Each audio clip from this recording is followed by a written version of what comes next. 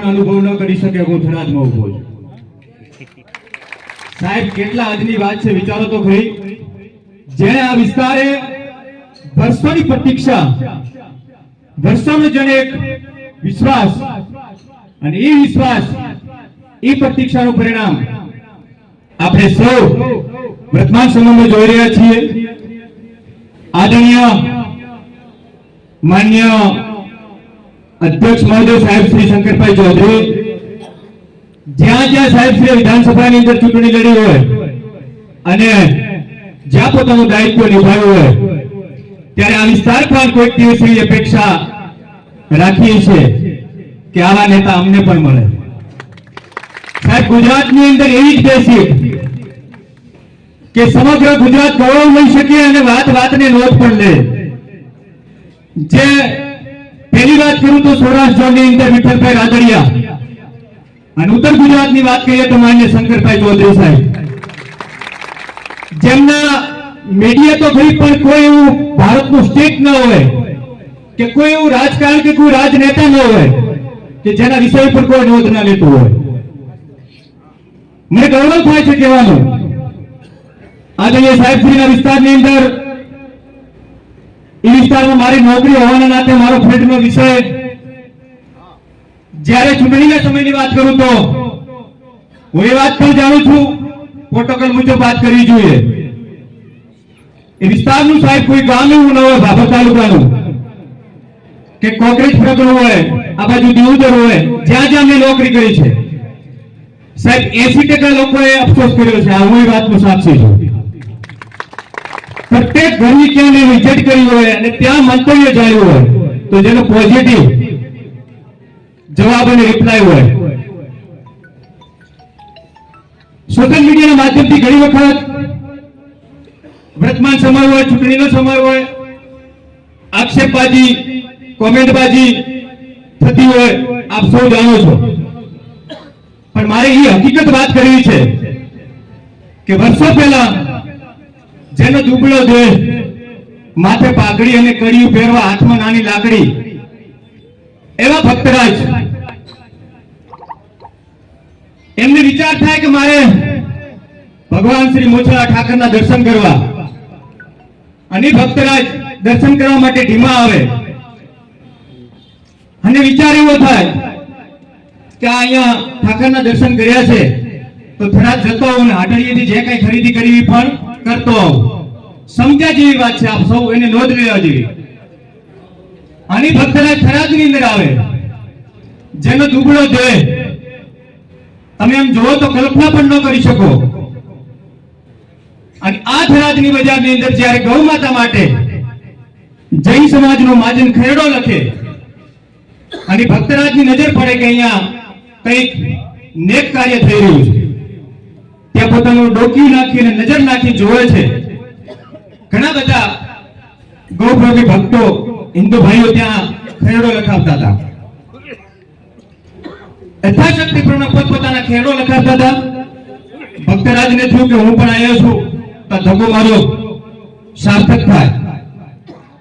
કે છે બાપા શું લખો છો?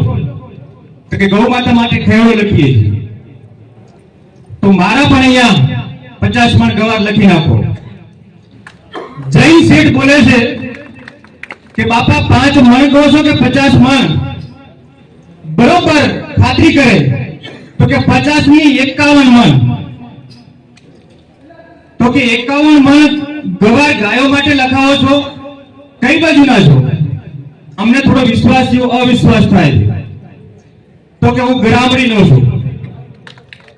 બરોબર, તો નાથા બાપાના ગામના છો। આ વાત એટલા માટે કરું છું, નાથા બાપા પણ ગોધા હતા, આજની સાહેબ શ્રી પણ એ જ ગોધા કુળ પરંપરા। તો નગરના જે શેઠિયાઓ જૈન સમાજના શેઠ લોકો હતો કે કશું હતું નહીં બાપા, 51 મણ ગવાર આપનો અહીંયા લખાઈ ગયો છે, અમારો જે કોઈ વ્યક્તિ આપને ત્યાં લેવા આવશે। બરોબર ગ્રામડી લેવા માટે જાય અને ત્યાં માઢની અંદર પૂજ્ય નાથા બાપુ ઢોલિયા ઉપર બેઠા છે, 5-25 વ્યક્તિઓને કહબા પાણી ભોજનની વ્યવસ્થા કરીને મીઠો સંવાદ કરી રહ્યા છે. આના નગર શેઠો ત્યાં જાય છે. ઈ જ બાપાને જઈને કહે છે કે બાપા 51 મણ ગવાર, નાથા બાપુ કદાચ ઘરે ન હોત ખબર નથી, પણ આ 51 મણ ગવાર અમે લેવા માટે આવ્યા છીએ. નાથા બાપુ ઓર્ડર કરે છે જે કોઈ આપણે વ્યવસ્થાના ભાગરૂપે કે 51 મણ ગવાર જે કોઈ એમનું વાહન હોય એની અંદર લોડ કરાવી દો. આ લખાવેલ છે. હવે નગર શેઠો પૂછે છે કે પૂજ્ય નાથા બાપુને મળવું હોય તો મારે વાંધો નથી, ટાઈમ અમે આપશું. નાથા બાપુ ઠાકરને એમ કહે છે કે ભગવાન હું તારા દર્શન કરવા માટે આવ્યો તો આવો મને લાભ મળ્યો છે.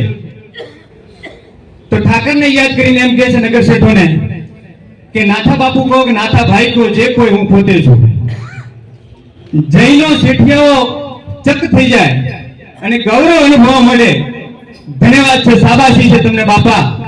જેની કોઈ વખાણની જરૂર હોય ઈ નાથા બાપુ ગોતા આજ પણ ગ્રામની અંદર જેની ગાભી છે, અને કોઈ દુખેલો વ્યક્તિ જઈને નાથા બાપુની ગાભી પર આજ પણ વર્તમાન સમયની અંદર પુરાવા સાથે કહી શકું, જઈને એમ કે નાથા બાપા મારે ભેંસ નથી વિયાતી અને ભેંસ વિયાઈ પાડી લાવે તો હું આપને શ્રીફળ ધરીશ. આજ પણ ઈ નાથા બાપુ ભક્તરાજના પરચા પુરાવા છે. તાળીઓના ગડગડાટથી જોરદાર વધાવશું. સંપૂર્ણ માહિતી આદરણીય સાહેબ શ્રી મને જગદીશભાઈ ધનરામભાઈ મંત્રી શ્રી ગ્રામડી, તેઓ પાડોશી હોવાના નાતે આખી વાત મને કરી અને મને ખૂબ ગૌરવ થયો. ખૂબ ખૂબ આભાર વ્યક્ત કરું છું. કોમેન્ટબાજી જે કરવાવાળા વ્યક્તિઓ કોઈકથી વિચારજો, જેના ખાનદાનની અંદર કોઈ પરંપરા આટલું મોટું જેનું દિલ હોય, જ્યાં મોહાળમાં આપણો જમણવાર હોય, માં ફિરસ્તી હોય એક ઘટે, વિચારો તો ખરી. એટલે વાવથરા જિલ્લાની અંદર કોઈ ચિંતા કરવાનો વિષય નથી. આવા આદરણીય માન્ય અધ્યક્ષ મહોદય તન મન ધનથી લોકસેવાની અંદર પોતાનો સમય આપી રહ્યા છે. આપણે વિશેષ રૂપે હું અહીંયાથી વિનંતી કરીશ, આદરણીય સાહેબશ્રીને ઉદ્બોધન કરશે અને સમાજના આશીર્વાદ મેળવશે. માન્ય ગુજરાત વિધાનસભા અધ્યક્ષ મહોદય શંકરભાઈ ચૌધરી સાહેબ.